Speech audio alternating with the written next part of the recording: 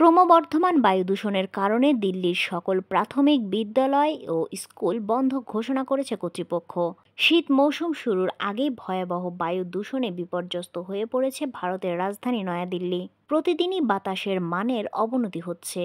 তাপমাত্রা হ্রাস, ধোঁয়া, ধূলিকণা, বাতাসের কম গতি, যানবাহনের নির্গত ধোঁয়া এবং ফসলের খড় পোড়ানোর কারণে শীতকালে দিল্লি এবং উত্তর রাজ্যগুলো প্রতি বছরই ধোঁয়াশার সম্মুখীন হয়। এক্সের একটি পোস্টে ভারতের দিল্লির মুখ্যমন্ত্রী আতিশি মার্লেনা সিং বলেছেন, শহরটিকে ঘিরে থাকা ঘন ধোঁয়াশার কারণে পরবর্তী নির্দেশ না দেওয়া পর্যন্ত প্রাথমিক বিদ্যালয়ের ক্লাস অনলাইনে চলবে। বিবিসি বলছে, দিল্লি এবং আশেপাশের শহরগুলো ব্যাপক মাত্রায় দূষণের কারণে মানুষের স্বাস্থ্য ঝুঁকির কবলে পড়েছে। বৃহস্পতিবার দিল্লির বাতাসে সূক্ষ্ম কণার পরিমাণ নিরাপদ মাত্রার চেয়ে 50 গুণেরও বেশি ছিল। এনডিটিভির প্রতিবেদনে বলা হয়েছে, এয়ার কোয়ালিটি ইনডেক্সে 498 স্কোর করে বিশ্বের দ্বিতীয় অবস্থানে রয়েছে দিল্লি শহর। ফলে বিভিন্ন এলাকায় দৃশ্যমানতাও কমে এসেছে। স্থানীয় মিডিয়া অনুসারে দিল্লির বাসিন্দারা চোখের জ্বালা এবং শ্বাসকষ্টের সমস্যার কথা জানিয়েছেন। দূষণ মোকাবিলায় শুক্রবার সকাল 8টা থেকেই কার্যকর হয়েছে তৃতীয় স্তরের সতর্কতা।